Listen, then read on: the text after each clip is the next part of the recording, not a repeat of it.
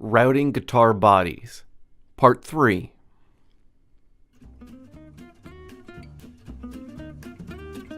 Glue something straight to the top surface of your guitar.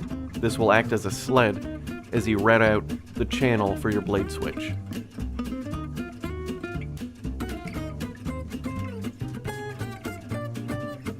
I'm using a Dremel and sled with a very small router bit,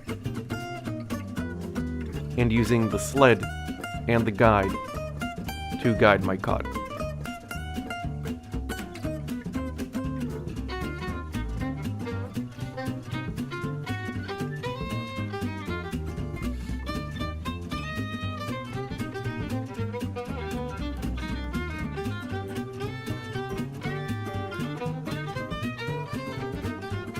Now we will do the masking tape and super glue trick again, this time applying the masking tape to the top surface of the guitar body, laying it flat on our work surface and marking where the end of each piece of tape lays. We'll then apply masking tape to the work surface, lining it up with our marks, and burnishing it down.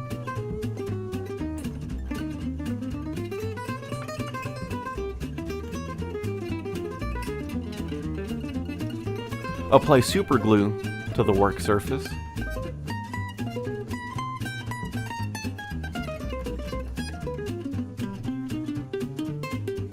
And spray accelerator onto the guitar body.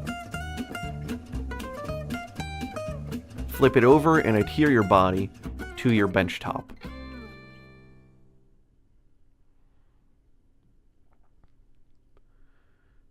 Next, remove with the Forstner bit as much material as you can. I've pre-drawn the shape of the cavity onto the guitar.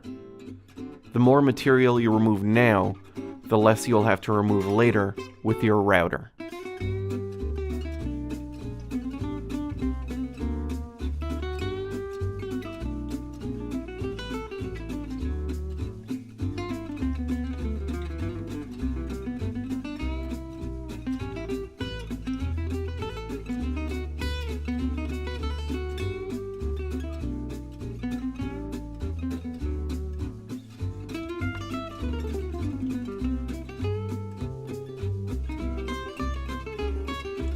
Route out your cavity. These larger cavities tend to throw more dust and chips.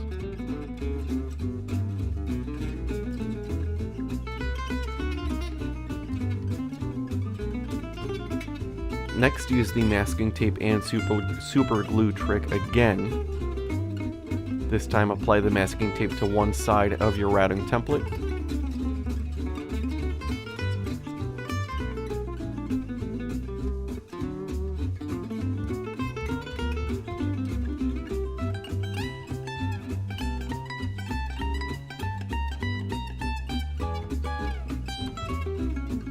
Locate the template in the place you want and mark its location.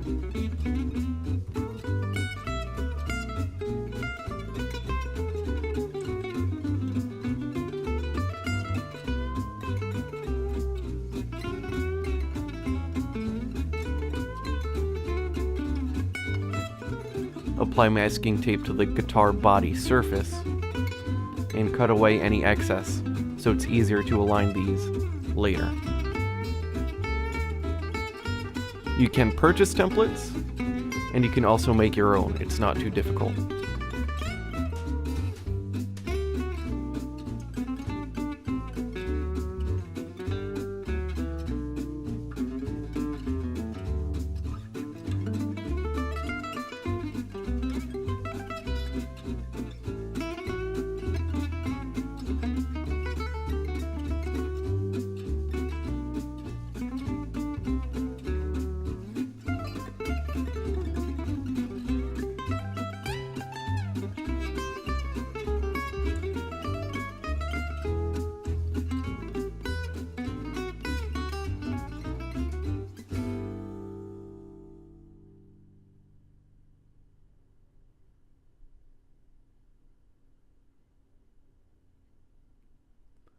Next, apply super glue to your guitar body.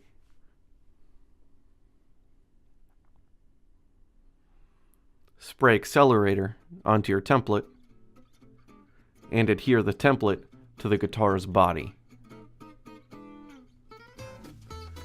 This will be the cavity for the cover.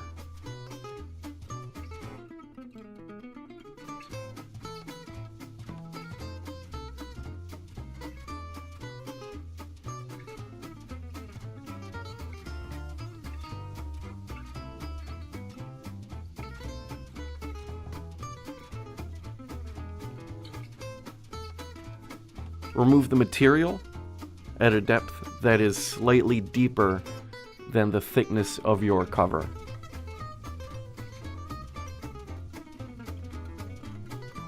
My cover will be a little bit thicker. It's made from teak. If you're using a plastic cover, you don't have to go this deep.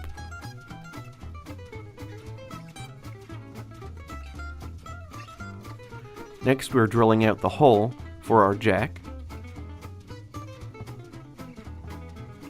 Purchase your preferred jack and measure it and just make the hole large enough to fit.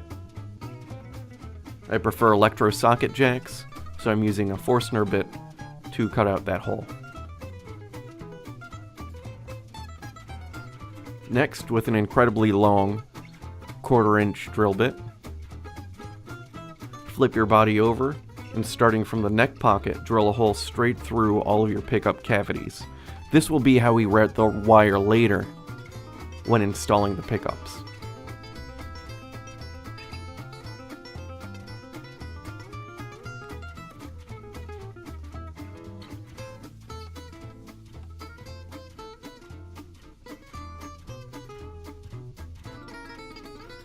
Using the same drill bit, drill a hole from your bridge pickup into the cavity for your controls.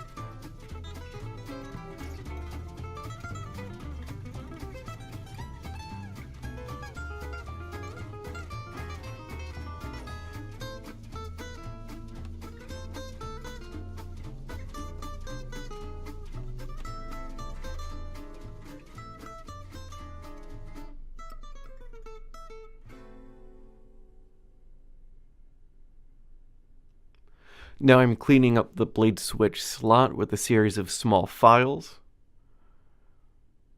just making the edges more regular.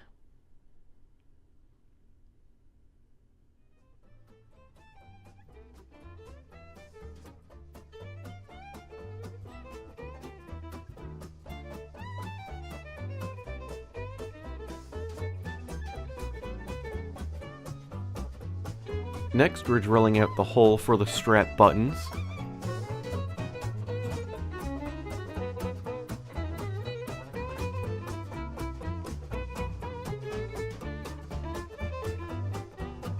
And I'm marking out a keypad area using the button itself. This is for later when I add a curve to the body.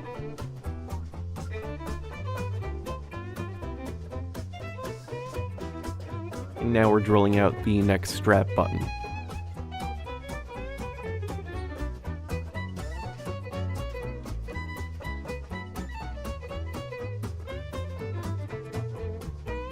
I decided to add a kill switch to this guitar, so I'm adding a pilot hole.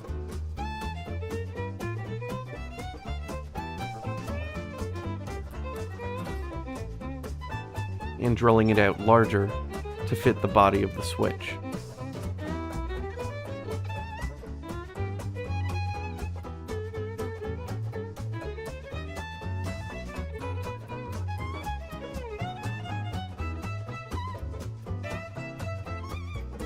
I'm also countersinking this hole to recess the body of the switch itself, so the button sits 1 millimeter proud of the top surface of the guitar.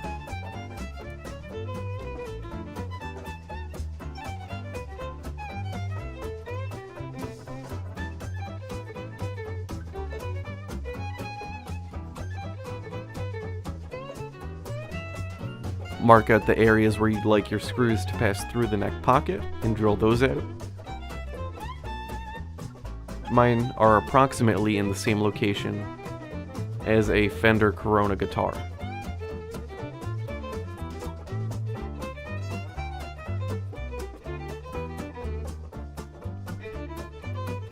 If you're using a neck plate, you're done.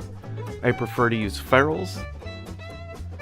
So we flip the body over, and using a Forstner bit again, removing material where the ferrules will sit, so they are below flush on that surface. I drill deeper than necessary, so that I can then contour that to make it more comfortable while playing. You want to leave a minimum of 1/2 inch of material